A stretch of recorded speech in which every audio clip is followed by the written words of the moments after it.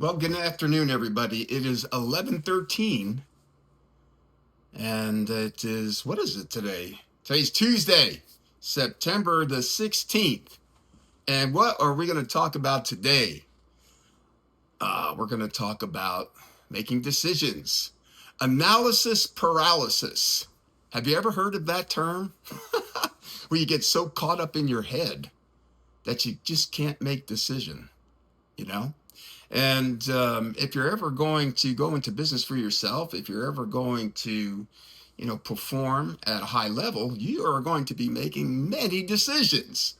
And analysis paralysis is something that you are going to have to spend very little time in that state of mind, if any at all.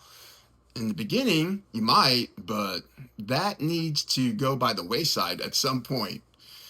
And there's only one way through this problem, and that's to start making decisions. Okay. And in the beginning, if you're not used to making decisions, it can be hard, right? Because you don't want to make a wrong one. And you're afraid that if you make the wrong one, it's going to hurt you some way. It's going to bite you in the keister. And, when we're not sure of an outcome, we're very hesitant to do something that we want to do or we think we need to do. And, you can spend a lot of time researching and watching videos and talking to people to try to come out with some course of action to take. And I'm not even saying that's a bad idea, but at some point, you have to shit or get off the pot. Do you know what I mean?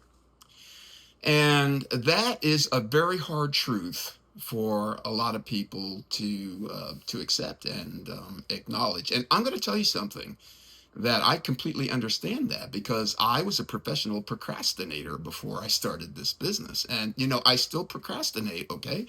So it's not something that, maybe it takes a long time. I haven't gotten there yet. I still procrastinate, but not like I used to. And for some activities, for me, it's like standing in front of a map to a city that I've never been to before, and I've just been given a delivery that I've got to take somewhere, and you're just like, uh-oh, I don't know, man. And it is really tough. I remember when I was driving a limousine, I didn't have a GPS. And I had to use a map, and I'm dyslexic. Okay, so a dyslexia and paper maps, they do not go hand in hand. All right, and I took lots of wrong turns, and let me tell you, that is something that can give you that analysis paralysis. Okay, especially if you have a history of making decisions and they didn't always turn out so hot. I took a wrong turn once when I was leading a convoy in Iraq, and that could have got us killed. Okay, so, I understand pressure. I really do. And, nobody's perfect, and you're going to make mistakes, and some of the decisions that you make are going to not work out so well. But guess what? Probably most of them will work out pretty good, and some of them will work out really good. Okay, so it just really... I'm going to tell you something. When I think about what was it in my life that really helped me the most in preparation for being in business for myself and making lots of decisions, I would say this, in my life, I've always had manual labor type jobs that did require a lot of decision making, because I always rose to some level of leadership in there, like foreman or a crew leader or something like that. But I think it was the Army that really did it, because it was relentless, and you were being tested on a daily basis from everything that you did. I mean, from shining your shoes to setting your bed to hanging your clothes in your locker in a particular way. And you had to get like a couple hundred guys to do all of that stuff with synchronicity, and it had to be flawless. It was not something that it's a call coming in. It's not something that you were even allowed one mistake. One person got out of line and everybody suffered for. You're all doing push-ups or doing donkey kicks in the sand pit. Okay, and when I was at boot camp, it was freezing cold outside, so that was not something you wanted to do. But you were tested all day long, and I mean, you could not do anything right, okay, in boot camp. And I mean, just simple things like, you think like, oh, I remember the first time I went to the chow hall, right? And you think, oh God, finally, I'm going to get a break from this crazy, from all these drill sergeants screaming and yelling at you and breathing down your neck. And you go to the chow hall for the first time, and guess what? You don't even know how to stand right, okay? You don't know how to stand in line right. You don't know how to walk right. You don't know how to hold your tray right. You don't know how to put things on your tray right. You're grabbing the wrong things, and there is just no end to your dysfunction, at least in the eyes of your drill sergeants. And they are just relentless. It looks like I'm Tucson dumpsters. No, I don't know. Okay. I thought maybe I had an unhappy customer, but what they forced you to do was to block out everything else except what really matters. And guess what really matters? It's what's happening in the moment. Okay, so you didn't have, with the pressure of a drill sergeant on your ass screaming and hollering down your neck and breathing down your neck, you can be thinking about yesterday or tomorrow. You were thinking about exactly what was going on in the present moment. And I think that was really a significant dynamic that was taking place for those 3 months that you were there. Now, I was 35 years old when I went to boot camp. And I could tell you that I never had anybody talk to me like that in my life. And, maybe some of those younger kids were used to it because they came from, mommy and daddy's house. But I was living on my own, man. I was self-sufficient. I was a man, and making my own way. And here I am all of a sudden, being talked to like I was nobody and nothing. And, that was a real adjustment, you guys. I got into some trouble in boot camp. I'll tell you some stories another time, but I mean, man, it was really hard to put yourself in that subservient position at 35 years old. But I'm going to tell you something. At 35 years old, I never would have dreamed how, deficient I was with making decisions and performing at high levels. And, boot camp and the daily test they put you through, it didn't matter if it was physical or mental. It forced you to perform, and you had to perform like right there and then. And a lot of times you didn't even get like,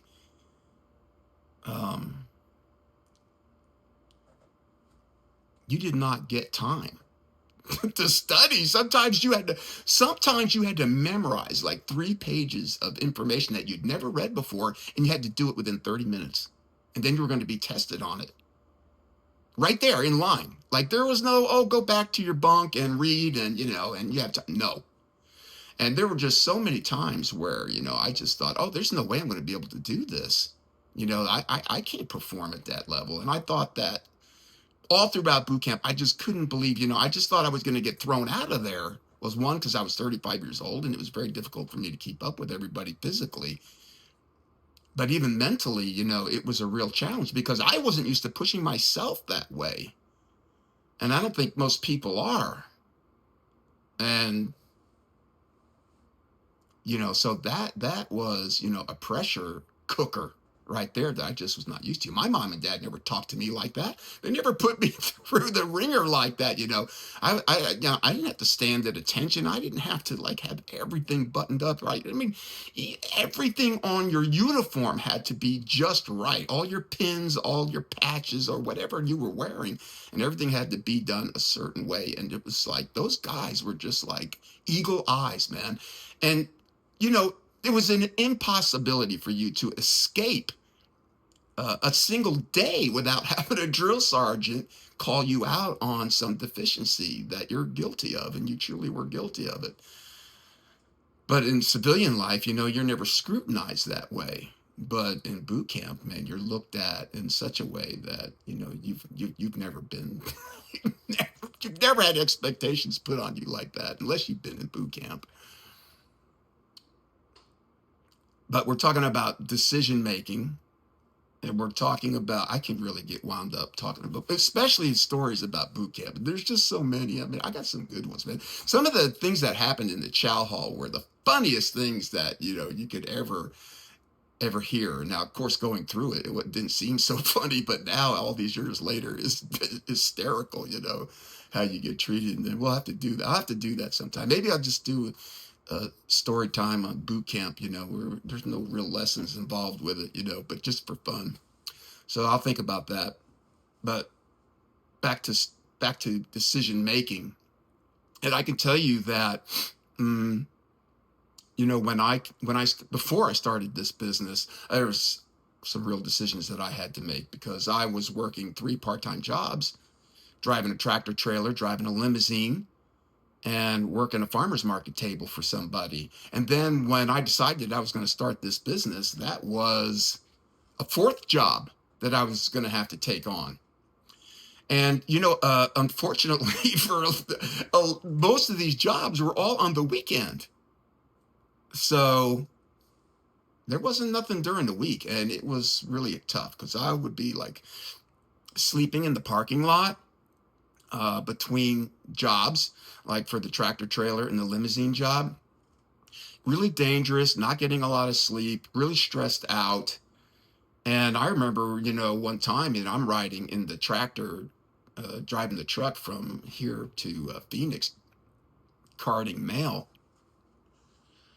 And the seat that I had in this truck, it was like Jaws took a bite out of it, and half the seat was gone. And so I'm sitting crooked, my back hurts, I'm tired. It's like 3 a.m. The truck is filthy dirty, like grimy dirt.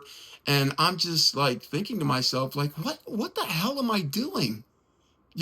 I can't keep doing this, and there were days where I was just like out of my mind and completely almost hysterical with what's the word I'm looking for? Agitation and anxiety. Because here I am, like 41 years old, and I don't have a pot to piss in. I haven't saved any money. I don't have a 401k. And what am I going to do about retirement? And it's just like, I was so sure that I was a loser and that I was going to be a loser. And, a lot of the thoughts rolling around my head were people that knew me. And I was like, oh my God, they must see me as like a total idiot. And, I am a total idiot. And it was a really, really tough time after coming back from Iraq and trying to get my life in order.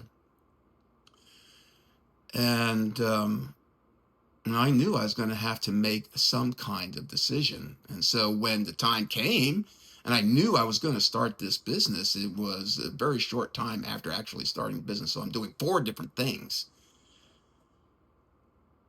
I knew that I was going to have to decide to do something that was going to really look stupid and crazy. And guess what that was? Because all I kept hearing in my mind was, you can only serve one master. It's one master, not 4. Okay. And I knew it had to be sink or swim because, if you were going to,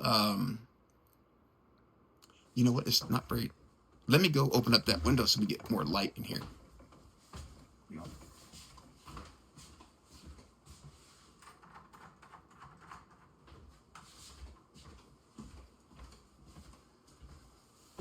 I have the lights timed to go off. And so if I talk too long, then they go off. Where was I? What was I talking about? That's what happens when you get to be 59, So you couldn't serve more than one master. That's what I was hearing. You could not serve. You cannot serve more than one master. It had to be sink or swim. Because in order to make the decisions that I knew I was going to have to make with regards to running a business, I could not have a safety net, right? Because if you're in a position where you've got three incomes, even though they're not strong incomes, it's still something. You might find it very easy to fall into a state of procrastination when it comes to doing things that needed to get done. And I knew that that was going to be definitely a trap that I could easily fall in because I was the master procrastinator. And so I knew I was going to have to quit the tractor trailer job, the limousine job, and the and work in that farmer's market. And once I started telling people what I was going to do, I could just see it in their eyes, that they were like, "Oh man, this is not going to turn out good."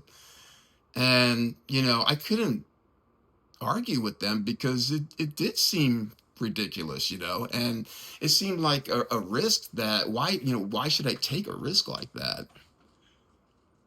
And it just didn't seem on the books. It didn't seem to make sense. But in my head, in my heart, it did. I felt like it was something that I needed to do. And so even though I knew what I was going to do, I still hadn't done it. I had to do it, and I had to come up with some kind of plan.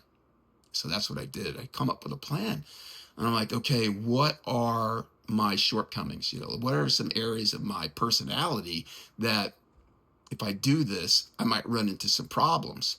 And so I had to come up with some rules. And one of the rules is that I knew I was a procrastinator. So I said, look, if I come up against something that needs to be done today or could be done today, I wasn't going to wait until tomorrow or another day to do it. I was going to knock it out. And it didn't matter how early it was or how late it was in the day. And it didn't matter if I worked all day long. It didn't matter if I was sweaty. It didn't matter if I was freezing cold. It didn't matter if I was soaking wet from the rain, which I had many days like that. But I had decided that that was something that I was going to do. And I had to promise myself that I was going to do that. So I made a covenant with myself, a pact, that I wasn't going to break. And let me tell you something. I mostly stayed true to that. And there were days where I couldn't even get out of my driveway because it was raining so hard and I was really trying. I even got stuck once. The truck just got stuck and I couldn't go anywhere. But I would go set up, and it didn't matter if it was raining. It didn't matter if it was 14 degrees. It didn't matter. And that kind of action, is something that I think that really is something that has to be experienced over and over and over again, right? So that it is beaten into you. So that, you're not going to start having this conversation with yourself where you're trying to talk yourself out of doing something. You just sort of like, hey, I'm going to do this. And that's that. Now, if you're thinking about going into business, you got to understand that you're going to have competition in whatever it is that you do, right? And so you got to understand that the people that you're going to be going up against are going to be recognizing and realizing the same things you are. It's the same battle. Right. And so they're going to be doing their best to overcome their shortcomings. And so it's heavy competition. So decision making is a real important part of life. And whether you go into business or not, it doesn't matter, because even in your civilian life, you're going to have to make lots of decisions. If you ever get married, or you want to have a relationship, or you want kids, you're going to have to make decisions, and you can't have this analysis paralysis. And somebody, usually in any dynamic, somebody's the leader. And so if you pair yourself up with somebody who's if you have analysis paralysis and your partner has analysis paralysis, you're in big trouble. You're in big trouble, because somebody needs to be able to make decisions in that dynamic. And two people that can't make decisions is not a good recipe. Okay, that's a recipe for disaster. Honestly, even if one person is really good at making decisions and the other person's not making decisions, that's not a good scenario either. Sooner or later, you're going to have problems with that too. You might be able to make it for a while, but something's going to happen because it's not equal give and take. And that's real important in any kind of dynamic. It doesn't matter whether it's a friendship. It doesn't matter if it's a relationship. It doesn't matter if it's a business environment. All right. So very, very important. Angela Victoria likes, okay. I have so many, wow. I mean, social media is getting busy. It's kind of crazy. And so is texting. I don't know. We're getting close to Christmas. I guess maybe that's what, pretty soon pretty soon what the snow bunnies, why do I keep forgetting what they're called? Snowbirds. The snowbirds will be coming back with all their money and wanting to spend all their money in my store right over here buying honey and soap. So I'm really excited about that. And tallow balm, because there's nothing like tallow balm for chapped hands and dry skin. And I make really good tallow balms, so you should come here and check it out. But let's get back to decision making. Unfortunately, I got to tell you guys, if you want to go into business for yourself, if you want to have successful relationships, whether they're friendships or whatever, you've got to get interested in self-development, personal development. Okay. Very, very important that you start looking up this terminology and start looking at material on YouTube and other places on how to get out of your own way. Okay. And the most important part of this is being able to really look at yourself critically and honestly and say, am I somebody that's getting in my own way?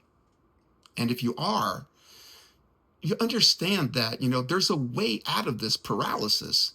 Okay. But you're going to have to decide, that you're going to take the steps to do that. It might mean going to therapy. It might mean buying books and reading them. It might, entail doing exercises and like journaling. You got to do something that is going to get you in the habit of analyzing yourself and why you're not doing the things that you need to be doing, why you're having problems making decisions, especially if the decisions that you're making is no decision at all, or the decisions that you're making are doing nothing but landing you in horrific circumstances. Okay. And you've got to be able to take a look at where you're at and say, is this really where I want to be? And if it's not, you've got to be able to say, why am I here? And looking at the actual steps that took you there. What the hell did you do that put you in this hole? And how you're going to get out? But you need to understand how you got there to begin with.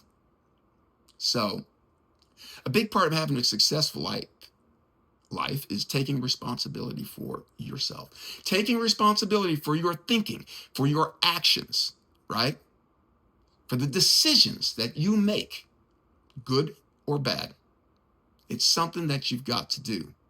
And if you're not willing to do that, you're going to have a very difficult life. And it is not going to be one that has business ownership in it or successful relationships. I can tell you won't even stand a chance. The older I get, the more I realize how important it is, okay, to develop the self, you, right? It's getting to know yourself at a very deep level. Before you get to know anyone else, you need to know yourself very well, all right? Very, very important. Because nobody's going to care for you like you do. Nobody's going to give one rat's ass about you like you will. You'll have people in your life that will drop you just like that, without a word, okay? You don't have that luxury with yourself. You're the only one who's going to be stuck with you, no rain or shine. It just doesn't matter. So it's really up to you. You've got to know the self, yourself. You've got to become best friends with yourself. You need to love yourself. So very, very important. And unless you do love yourself, unless you respect yourself, unless you have that kind of relationship with yourself, all your decision making is going to suck. All it's going to do is put you in a really bad place. Okay? So the better the relationship is with the self, the better your relationship, the better your decision making is going to be. All right. So, and if you really want to do yourself a favor, join the military for a couple of years. that will get you squared away. I can't tell you that you're going to be happy all the time, but you are going to come out of that thing squared away. And you're going to be able to make very high level decisions. And you'll thank your drill sergeants. I wish I could find my drill sergeants. And Drill Sergeant Rive, Drill Sergeant Love, if you're out there for some way, shape, or form, if you're watching these videos or you're seeing these videos, I want to thank you because, you changed my life. And it's something that I will never, never forget, even though that was some of the toughest love that I've ever experienced. It was really tough. The toughest love, the love that was the toughest, though, was this last year. It was my spiritual awakening and that dark night of the soul. That was the toughest love I've ever experienced in my life. The universe, God, that they are the ultimate drill sergeants. And, what they were able to do, what the Army was not. The Army started me, okay, and God finished this story. So we'll see what happens. But anyway, I think that's it for today. We're already at 25 minutes. I hope that, something in here spoke to you. If you're somebody that does have trouble making decisions, it's something that you can turn around, but you got to be proactive with it. Remember this: if it's to be, it's up to me. That's what you got to teach yourself. If it's to be, it's up to me. That's the truth. You start looking at other people, forget about it. It is a road to nowhere. Nobody is going to take you where you need to go but you. And once you're squared away, then you can partner with somebody else that's squared away. And maybe life will be a lot easier. But you got to do the work first. You have to be willing to take the hard moves, to make the hard decisions, to take responsibility for yourself. Until you're willing to do that, you cannot even think about latching on to somebody else. You've got to get this squared away yourself first. All right, that's it. That's my advice. Unsolicited as it is my advice. I love you guys, and I'll see you next time.